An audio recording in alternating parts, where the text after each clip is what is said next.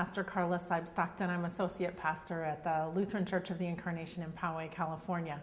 The story I want to tell is about my sense of call and the beginning of my ministry in the ELCA. I never would have guessed I'd go into the Navy chaplaincy, but the story that I have to tell you is one of great faith and great purpose and great excitement. I was all set in college to go to graduate school to go into counseling psychology. I was looking forward to that. I was selecting schools, and I took a class that got me thinking about life and about service, and I realized that all I had ever done in my whole life was go to school. So I wanted to go do some work somewhere as a real person rather than as a student. And I had been doing my spending my summers in camping ministry in Illinois, and so enjoyed working with youth and working with children, and decided that I would take a position, or I applied for a position with Tent Makers Incorporated to do youth ministry in a congregation. All of my psychology professors were aghast and said, "Do not do this. You will never get into a good grad school if you have a religion background." And I said, well, the chips are going to have to fall where they may, because this is what I'm going to do. And in the 2 years that I served at Good Hope Lutheran Church in Bucyrus, Ohio as youth minister, I thoroughly enjoyed it. And I also had a sense that God was calling me to be useful in a greater sort of way than what I had previously imagined. I had a sense, do counseling, but in a different context than I had seen. And I then had to decide if this full-time ministry that I felt God was calling me into ought to go in a lay track or an ordained track. And through the help of my congregation then, and my prayers and seeking of the Spirit, I decided that being an advocate for those who had no voice or had little voice in the church was an important thing, and I could have a greater platform to be an advocate for youth if I was ordained. So I applied to seminary at Trinity Lutheran Seminary in Columbus, Ohio. I was in the process of applying when God hit me over the head with a sailor.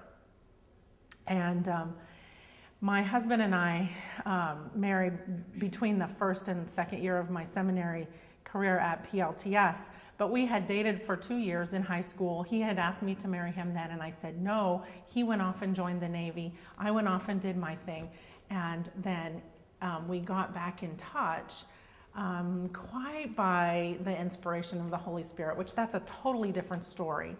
But when we announced our engagement, people in the congregation there in Ohio asked me does this mean I was going to be a Navy chaplain? Because they knew I was headed to seminary at that point. And I said, no, I'm going to be in home base. Ed's going to be in the Navy, and we're going to see if we can make that work. Well, after about 40 people asked me that question, I thought, maybe God is trying to get in my attention here and has something else in mind for me. But I didn't want to make that decision quite yet. I didn't feel I needed to make it yet. I didn't need to get across that bridge too early. But once I got out to seminary, once we were married, he exposed me to more of the Navy culture, and I was able to talk to some Navy chaplains. And the more I heard, the more I thought, this fits me like a pair of gloves. And the talk of different assignments of serving the young sailors and Marines, the Navy and the Marine Corps have a tremendous number of young adults. The highest percentage of age group is under 25, and that excited me. So I took the plunge and raised my hand and signed on to the Navy Chaplain Corps, and served in the reserves as a chaplain candidate while I was still in seminary, and realized that being assigned to Sierra Pacific Synod, I could wait several years for a call, which the average waiting time was 2 to 3 years. Or I could ask for assignment in a different synod and get a call right away. But I had been assigned to get a call in a different synod and or a request for a change of synod and get a call right away. But the fact is that I knew that Navy chaplaincy was where I was headed and where God was sending me, and that if I went to a congregation, I would be there for 3 years, and that would be it. They would know at the beginning that the day I was eligible, I'd be headed off for active duty. And I didn't think it was fair to ask a congregation to be a stepping stone.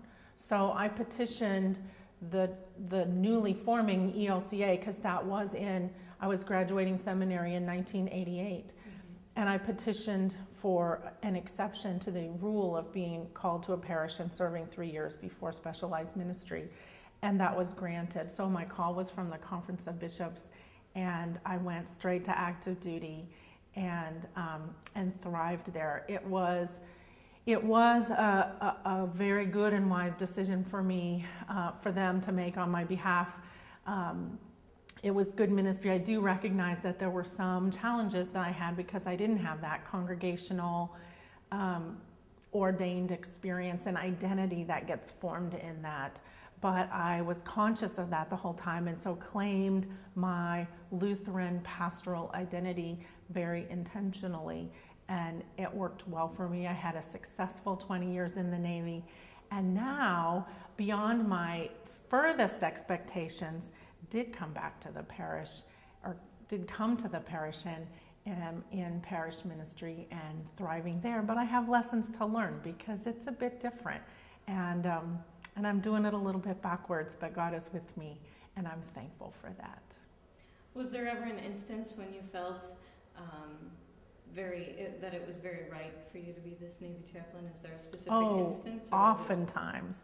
I describe it, my life took a very twisty-turny path before the Navy and in the Navy to get me exactly, where I needed to be. God, it was a straight arrow to get me exactly where I needed to be in talking to sailors and Marines who had come up in very rough and tumble environments and didn't have a sense that God could ever love them.